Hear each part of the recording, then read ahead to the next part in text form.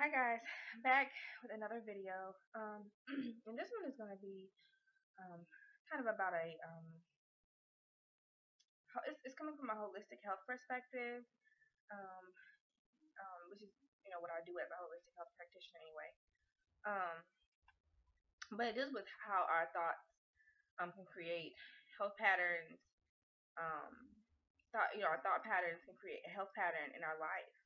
Um, and something that I see very often is people being frustrated with their situations, frustrated with jobs or relationships or just ongoing situations. And a lot of the times we feel like there's just like no, there's nothing we could do. And sometimes there are cases that you know, certain things happen and there is nothing you can do. It can be an end point or a starting point in your life.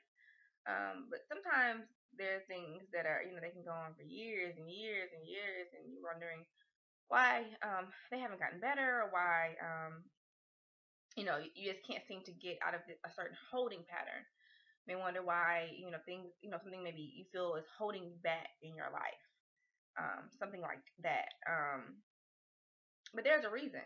There's a reason why something is holding you back, or you're not moving towards the goal as fast as you feel you need to be, or you keep having roadblocks in certain situations. And I think there are several reasons, but the first reason is you are waiting for someone else or for something else to fix the problem that you have. Um, I can speak my personal life, things I've done, and I've been just frustrated with, and well, why is it taking me so long to for somebody to call me for an interview? You know, this sucks.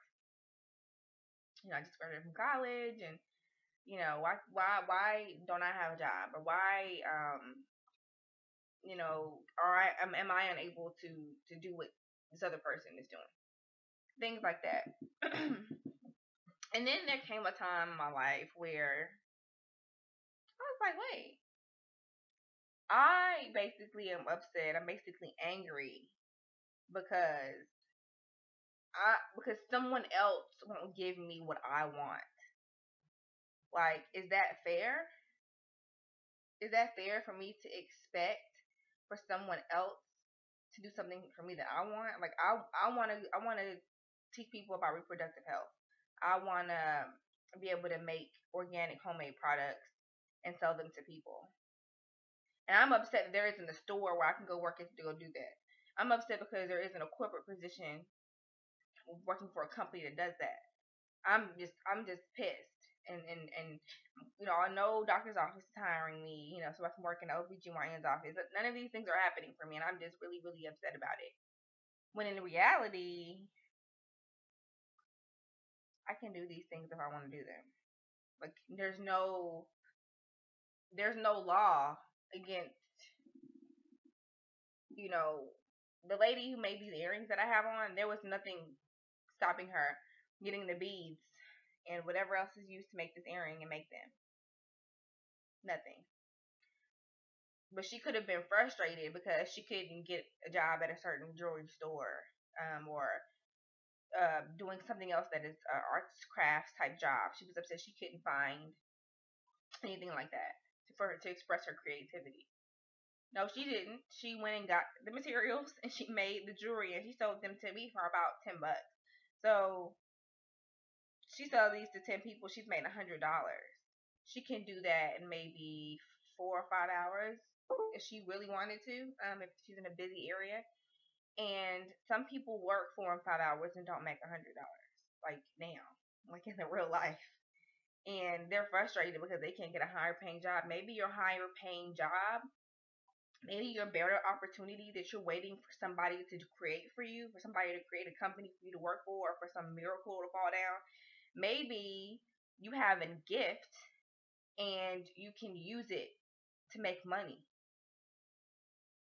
I know that sounds really weird. I know that's not what we're geared to hear, and I know that you go to school for a long time, and you probably have a truckload of loans, and you feel like you can't do anything unless you go to this particular school, or you have this particular credential. But I've seen people do things, um, even extreme things that I particularly wouldn't wouldn't do. Do things without a particular certification. Everything was fine. Of course, in certain cases, that's not always safe. But who says you have to go to an art school to make jewelry or to do paintings and to sell them to an art gallery? Who says that? Who makes this rule? I've always worked with people who didn't have the same level of education with me, whether it be more or it had less or had even the same. I've seen people, all different people, work in the same place, so it doesn't always matter about that, and that's one thing that also holds people back. So really, it's just like, why do you have to really ask yourself, why do I expect someone else to give me the opportunity to be a public relations expert? Why? Why can't I go do that? Why can't I start working towards that goal now? Why don't I have another problem with people?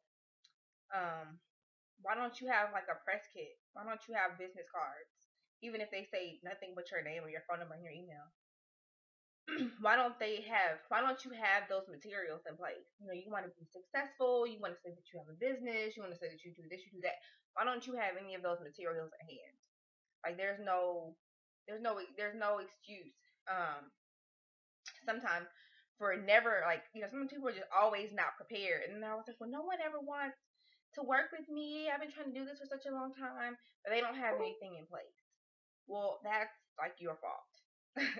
It's your fault. And I think that is part of the issue why a lot of people don't have what they want in their lives, is that they always choose to take a victim standpoint and always choose to blame others for why they can't do. So I can't